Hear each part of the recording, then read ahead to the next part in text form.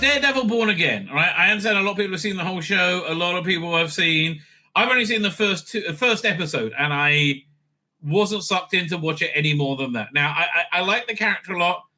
The feeling of the Netflix version of it wasn't quite comic booky enough, right? Jessica Jones was way worse. Way worse. It was there was no mention of it being superhero at all. But with Daredevil, it was nearly there, but it wasn't quite superhero-y enough. Like the first season, it took the whole season to get into his costume. And the second season, it was weak again for other reasons.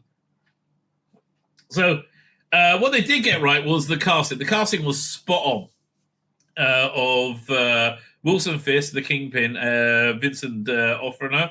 Right, he is fantastic in that role, right? Absolutely fantastic. And Charlie Cox as Daredevil. Again, it really epitomized what Matt Murdock is, right? Really, it brings him to life.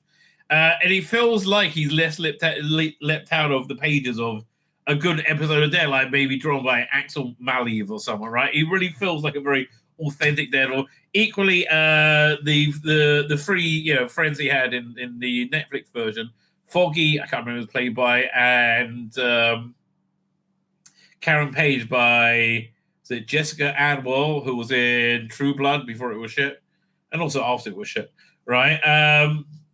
Foggy and Karen, yeah. So that was all really nailed. So this is not the same show, not in the same universe, but with the same stars, right? They're basically trying to take everything of the original from that worked in the Netflix version and Disneyfy, and it is very Disneyfy. So the biggest problem with this, it goes too far in the other direction at the beginning, and it's too comic booky.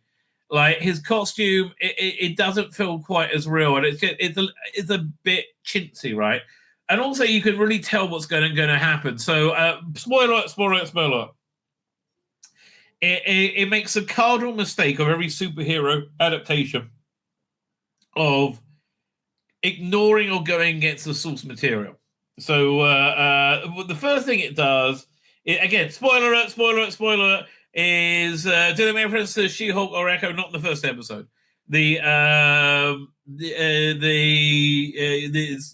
Murdock, Daredevil is out with Karen Page and Foggy, and this like super ninja assassin appears, and then he gets into his costume. And very good Daredevil fight, not as good as the Netflix version, but definitely real, like trying to be rough and tumble and violent. Again, not as choreographed as effectively as the Netflix version, but still good. But it's still too Disney. But you can tell a mile away that either Foggy or Karen Page was going to die, right? And it didn't disappoint, right? But again, you could see it coming literally a mile away. You saw when you see them like the beginning. This is before the pre-title scenes when they're walking down the street, all laughing, going, "Hey, everything's great, nothing can go wrong," and you know what's gonna happen. So then it's like it turns into a bit of a woke reboot of Daredevil, where now Nelson's Foggy's dead, and he's with this new ex-black DA or something, I can't remember, and he's got this. So they have a different law firm.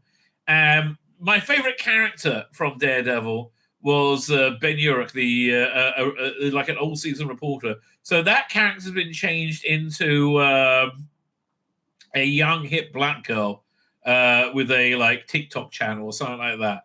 It's which I don't think works. So again, don't go away from the source material. Add in new characters, but don't replace character. It doesn't work, right?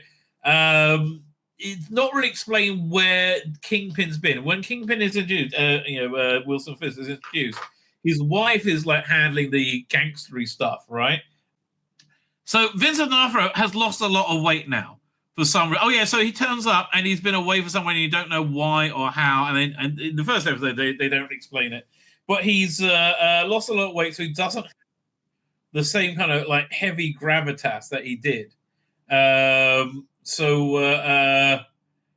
then it falls into like the same thing we've seen in media, especially in Big Finish, for like since 2017, an evil businessman becoming president or something like that. He's calling again, right? Dude, I just sent you a message and he's read it. I don't tell you. I don't tell you. Should I pick it up? No, I'm not picking it up.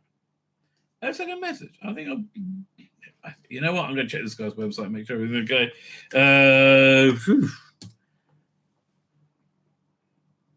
Because that's normally what we will call about. But like, everything looks fine. Okay, fine. There doesn't seem to be anything like, but man, he's calling it. Dude, give it up. He's still calling.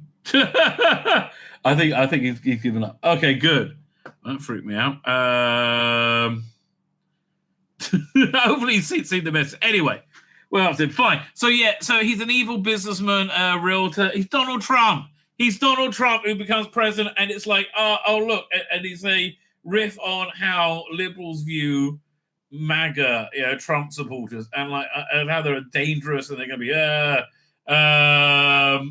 Second season, they find out they're all queer. Well, probably the second episode, and I'm just bored with it. Right? It's like it genuinely to me, it's very tired. Right? It's gone backwards and we've gone over this road 100 times before.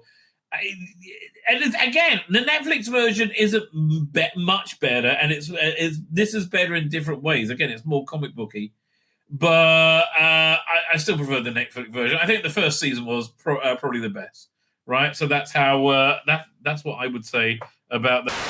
My name's Tzvi Lebetkin, the Rabbi from another planet. Please like, share, and subscribe, and ring that little bell. Ring the little bell so you're notified when new videos drop.